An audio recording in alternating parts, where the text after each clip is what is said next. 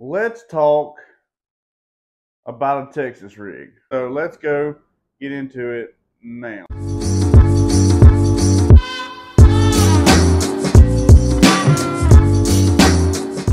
This video, if you're already out cashing checks and kissing babies, it may not be for you. This is going to be geared towards someone who's trying to learn. I'm going to talk kind of the basic setups and what all can be rigged Texas rig. All right, last but not least, just a pink straight worm. Any color will do, but this one right here catches fish. Now, I know a Texas rig worm or Texas rig plastic can be overwhelming if you're just starting out. So hopefully we can break that down, kind of give you an idea where to start and what to do and what not to do. So let's get into it. All right, so you've got essentially two design hooks.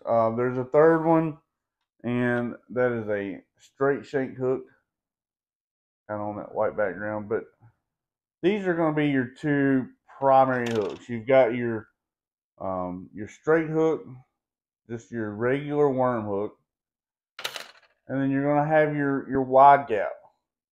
It's a little more girthy, a little deeper right there. Typically, 9 times out of 10, I'm going to use your standard EWG, extra wide gap hook.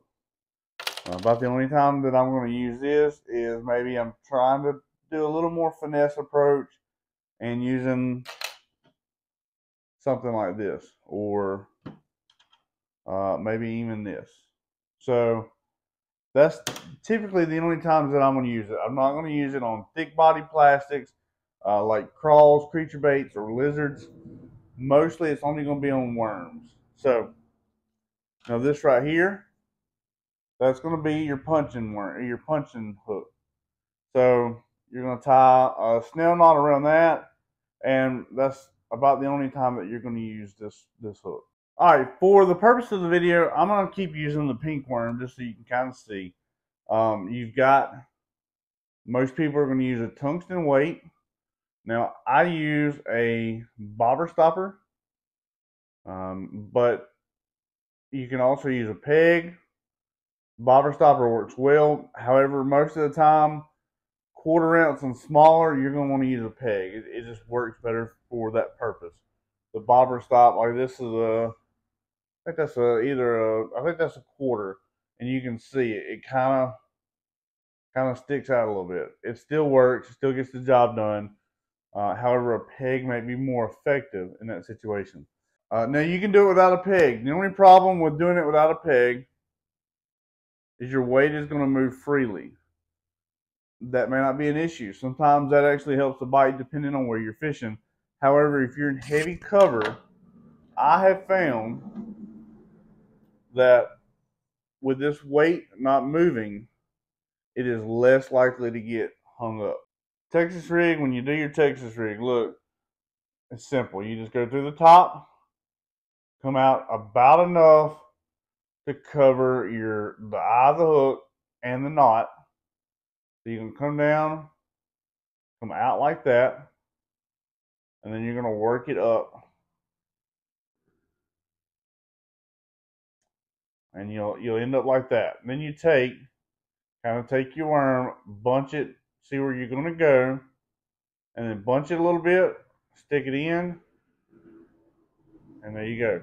Now you want it to be as straight as possible while it's on there. Now that is simple Texas rig. Now let me show you this. You can do this. Some people do it. I don't typically do it, but you can go all the way through the worm, come back out, bunch it, do it like that.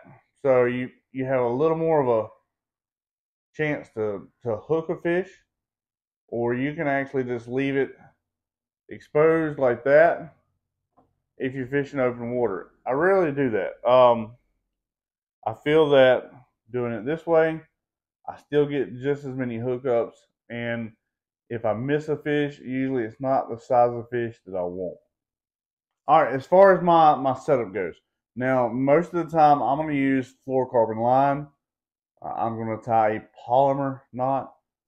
If you don't know how to tie a polymer knot, maybe I can do a video on that. It's just kind of hard to see the fluorocarbon. And most of the time I'm going to use 20-pound fluorocarbon. That's just me.